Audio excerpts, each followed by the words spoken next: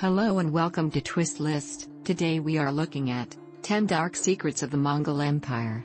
In the 13th century, the Mongols erupted from their isolated homeland, forming one of the greatest empires the world has ever known. Although they had a reputation as simple warriors, the Mongol ruling family soon became the richest and most powerful clan on earth.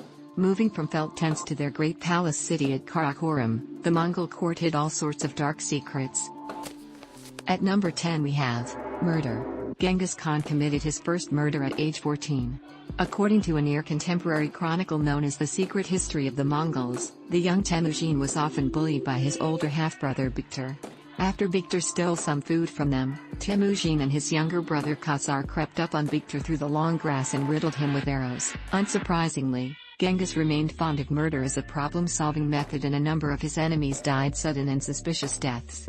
A particularly petty case involved a famous Mongol wrestler named Buri, who had made the mistake of humiliating Genghis's brother Belgate in a match before Genghis's rise to power. The secret history relates that after Temujin became Genghis Khan, he invited Buri for a rematch. Frightened by the Khan's power, Buri took what he thought was the safe option and allowed Belgate to throw and pin him. But at a signal from Genghis, Belgate pressed his knee into Buri's back and hauled on his collarbone, breaking his spine. The paralyzed wrestler was then dragged outside and left to die, presumably while contemplating his decision to throw a match before a ruler who had never respected cowardice. The 9th spot on the list is occupied by executions. Although Genghis Khan restricted the use of torture, Mongol executions were often extremely grisly. When Gayuk Khan suspected that the powerful courtier Fatima had poisoned his brother, Gayuk had her tortured into confessing before her upper and lower orifices were sewn up and she was rolled up in a sheet of felt and thrown into the river. The Mongols traditionally had a taboo against shedding royal blood, so another favorite method of execution was crushing.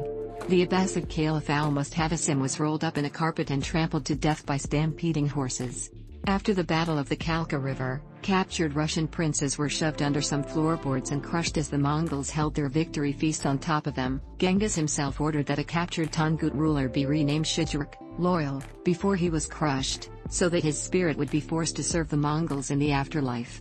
He was lucky compared to the Persian noble who was covered in sheep fat, wrapped in felt, and left tied up in the hot sun to meet his fate.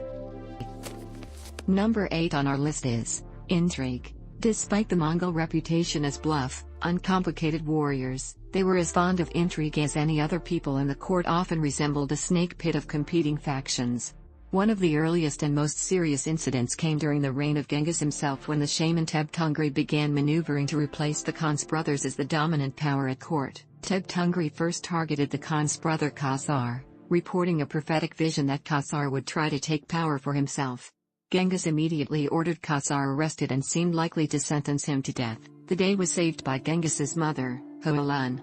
When she heard that Khazar had been arrested, she drove her cart through the night and burst into the Khan's tent. With Genghis too astonished to respond, she untied Khazar, whipped her coat off, and demanded to know if her sons could recognize the breasts that had suckled them. She then berated Genghis up and down the tent until the ashamed Khan agreed to release his brother. The shaman waited until Hoelun died before making another move, stealing the inheritance that should have gone to her youngest son, Temujin.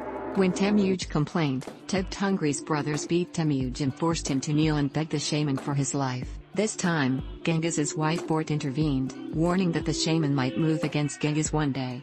At this, Genghis resorted to his favorite trick and staged a wrestling match in which Tebtungri's back was broken and the paralyzed shaman was left outside to die. At number 7 we have sex slavery. Although many Mongol women rose to positions of great power, the Mongols themselves weren't exactly feminists. Foreign women captured on their campaigns were forcibly married to Mongol men or forced into service as concubines. The Mongols also often demanded young maidens as tribute from subject peoples. In one famous example, the Siberian queen Batohui Tarhan, big and fierce, became one of the few people to defeat a Mongol army when she lured one of Genghis's generals into an ambush. A later expedition defeated the Siberians and captured Batohui Tarhan, who was married off to a Mongol soldier and disappeared from history. Some noble women made the best of a bad situation. When Genghis conquered the Merkids, he gave their princess, Toretchin, to his son Ogdi. She soon eclipsed Ogdi's other wives and ruled the empire for 5 years after his death. Number 6 on the list is alcoholism. As impoverished herders, the Mongols had limited access to alcohol. They mostly drank fermented mare's milk, which was only mildly alcoholic and not available year-round. However, after the conquests of Genghis Khan, wealth flowed into the former backwater and many Mongols found themselves living lives of leisure, with unlimited access to wine and distilled spirits. As a result, alcoholism had already become a huge problem by the time of Genghis's death. Even the great Khan's family wasn't immune, and at least 2 of his sons, Tolui and Ogdei, drank themselves to death.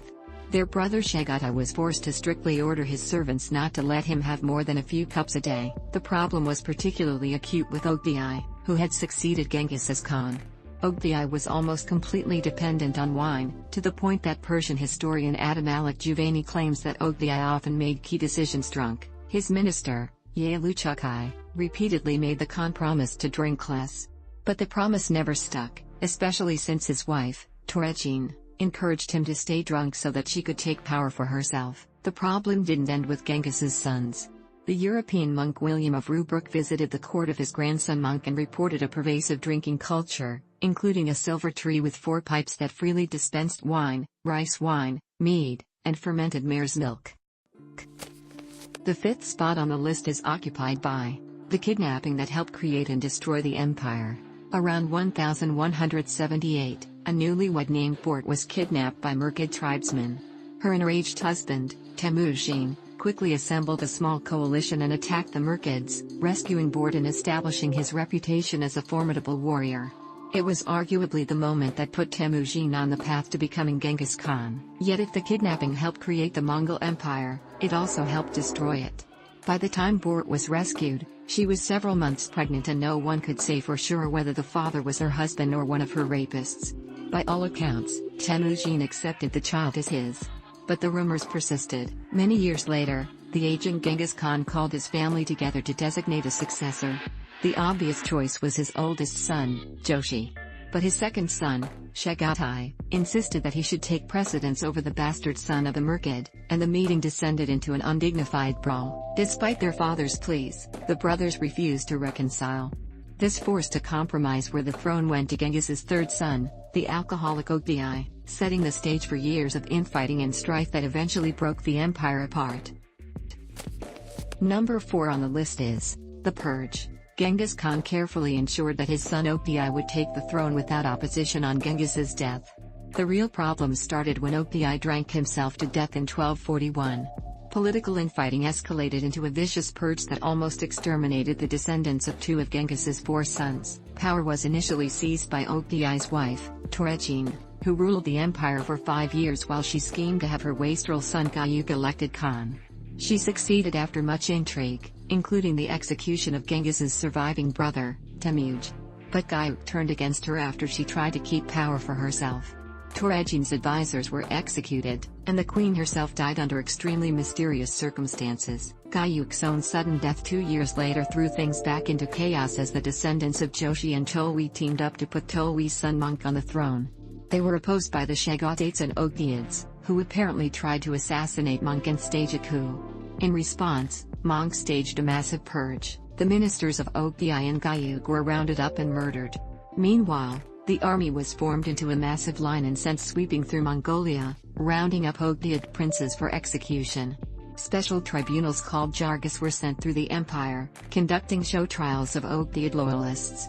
The Ogdeids and Chagatates took years to recover, as the Toluids cemented their grip on the empire.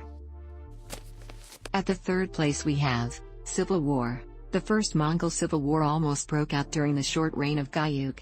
At a banquet in Russia, Gayuk had been involved in a moronic squabble with Joshi's son Batu, which ended with Gayuk screaming that Batu was just an old woman. The 2 were fierce rivals after that, and Batu refused to come to Mongolia to pay homage when Gayuk took the throne. In response, Gayuk summoned his army and marched on Batu's territory in Russia. Fortunately, Gayuk died en route and outright war was averted. The Mongols were less lucky after the death of Monk Khan, as his brothers Kublai Khan and Erik Boki quickly tore the empire apart in a massive civil war to determine who would succeed Monk. In the chaos, the Ogdei and Chagatai clans made a comeback. However, the clans of Joshi and Halaku, Monk's other brother, broke away into independent states in the west, which became known as the Golden Horde and the Ilkhanate. the Mongol Empire would never truly be whole again. At the second spot is religious fanaticism. Although they were among the most religiously tolerant empires in history, the Mongol ruling clan fervently believed they had been set on a divine mission that justified the nightmarish slaughter of their conquests.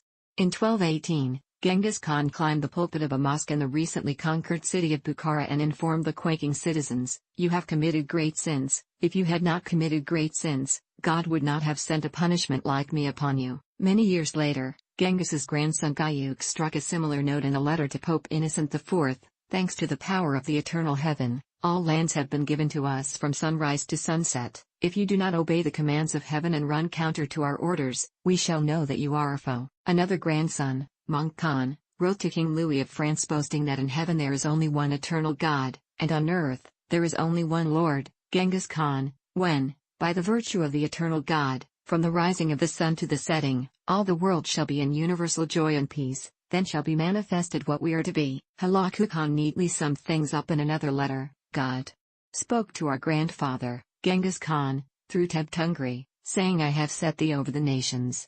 To throw down, to build, and to plant. Those who do not believe will later learn their punishment." And finally, at number 1, the plan to exterminate the Chinese. The Mongols were always most comfortable on the open plains, which provided plenty of fodder for their horses. Months or years before embarking on a campaign, they would send smaller detachments of soldiers ahead to burn farms, orchards, and villages. This allowed the land to revert to pasture by the time the main Mongol army arrived. Infuriated by the difficulty of conquering a heavily developed land like China, Ogdi Khan considered a horrifying expansion of this scheme. Essentially, the plan was to slaughter the northern Chinese peasantry and turn the former territory of the Jin dynasty into one huge pasture. This genocidal scheme was stopped largely through the efforts of Ogdi's Chinese advisor, Yalu Chukai. He persuaded the Khan that introducing a system of taxation would be more beneficial in the long run by providing a steady stream of revenue to fund the Mongol conquests. Fortunately, Ogdi listened to his minister and never signed off on the plan to ethnically cleanse northern China. Thanks for watching. If you enjoyed this video and would like to see more, then please hit the subscribe button.